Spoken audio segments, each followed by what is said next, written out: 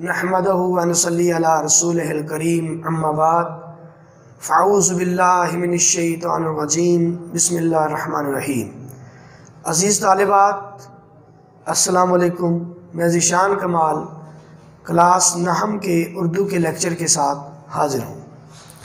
بچوں، گزشتہ لیکچر میں نے آپ کو آپ کے پیپر کا پیٹرن بتایا کہ کس طرح آپ کو پیپر کیسا آئے گا، کون کون سے سوال آپ کو آئیں گے، اور سب سے پہلے ہم شروع کریں گے اقتباس کی تشریح۔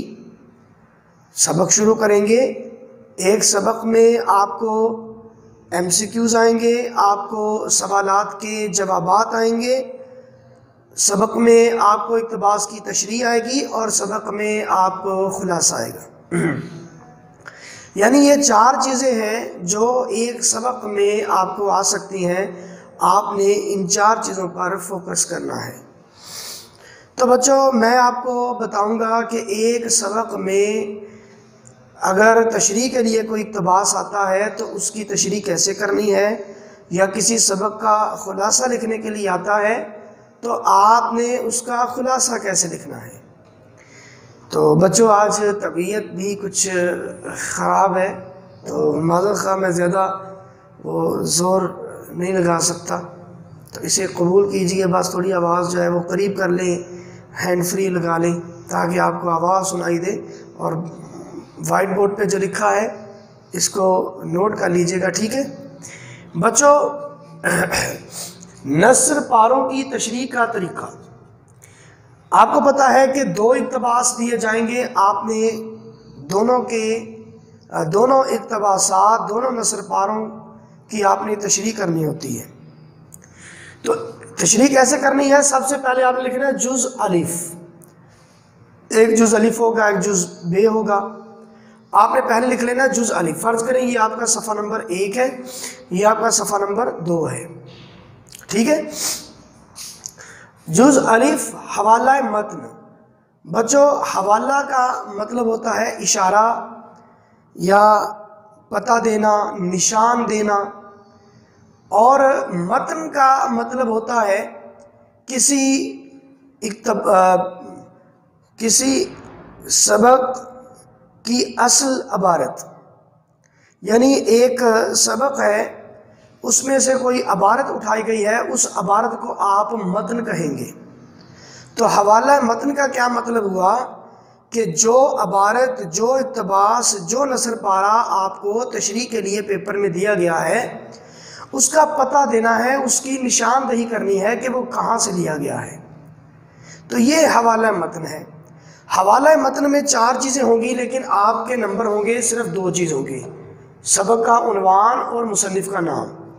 لیکن ماخذ اور صنف، یہ 2 چیزیں آپ لکھ دیں گے، اس سے آپ کا امپریشن اچھا پڑے گا، اچھا تاثر جائے گا ممتحن پر۔ سبق کا عنوان، آپ نے فرض کرو آپ کا پہلا سبق ہے ہجرت نبوی صلی اللہ علیہ وسلم۔ جہاں ایک بات یاد رہے کہ آپ نے سبق کا عنوان اور مصنف کا نام بالکل ایسے ہی لکھنا ہے جیسے آپ کتاب میں جیسے لکھا گیا ہے۔ یعنی کتاب سے ہٹ کر اگر آپ لکھیں گے، مثلا سبق کا عنوان ہے ہجرت نبوی صلی اللہ علیہ وسلم، اگر آپ اس کی جگہ ہجرت نبوی صرف لکھ دیں گے تو یہ آپ کا عنوان غلط ہو جائے گا۔ اسی طرح مصنف کا نام بھی بالکل ایسے لکھنا جیسے کتاب میں لکھا ہے مولانا شبلی نعمانی رحمۃ اللہ علیہ، اس کی جگہ آپ صرف لکھ دیں شبلی نعمانی رحمۃ اللہ علیہ یا مولانا شبلی نعمانی، تو غلط ہوگا۔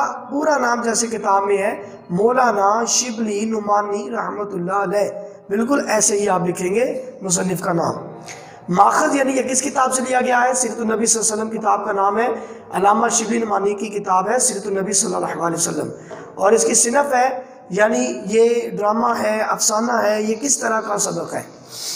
یہ ڈرامہ ہے، افسانہ ہے، یہ مکتوب نگاری ہے، رپورتاج ہے، سفر نامہ ہے، ناول ہے، یہ سیرت نگاری ہے، سوانح عمری ہے، یا یہ آپ بیتی ہے، یعنی خود نوشت۔ تو کون سی یہ صنف ہے؟ تو یہ صنف ہے سیرت نگاری۔ تو یہ حوالہ متن آپ نے لکھ دینا ہے۔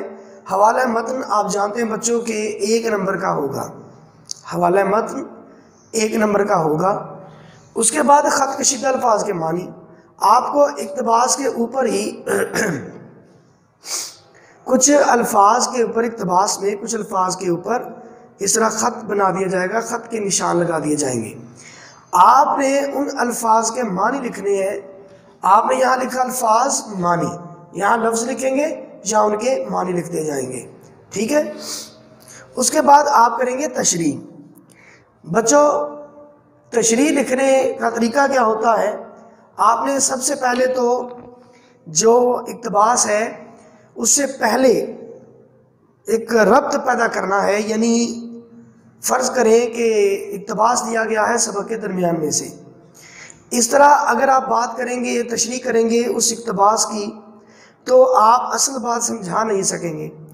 آپ کو یہ چاہیے کہ آپ اس اقتباس سے پہلے جو حالات و واقعات لکھے گئے ہیں سبق میں، آپ ان کو مختصر انداز میں اس طرح بیان کر دیجئے کہ جب آپ اس اقتباس کی تشریح کریں گے تو آسانی سے بات سمجھ آ جائے گی، آسانی سے بات سننے والے کو یا پڑھنے والے کو سمجھ میں آ جائے کہ مصنف کہنا کیا چاہتا ہے۔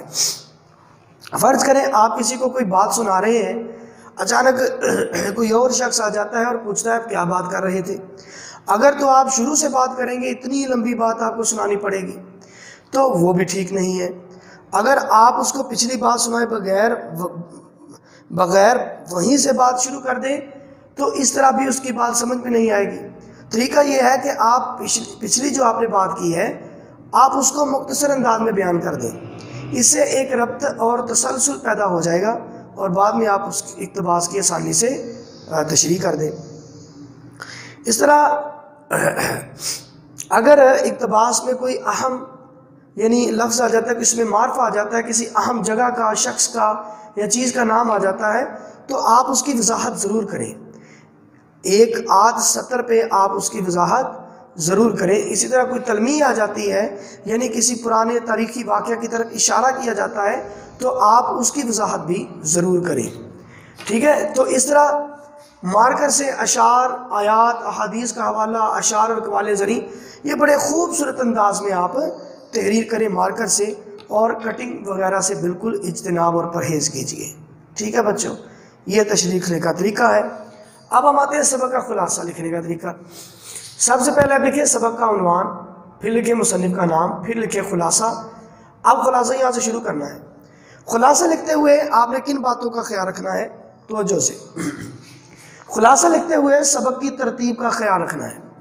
آپ جس طرح سبق کی ترتیب میں جو باتیں جس ترتیب سے کہی گئی ہیں، آپ نے خلاصہ اسی ترتیب سے لکھنا ہے، ترتیب کا آپ نے خاص خیال رکھنا ہے۔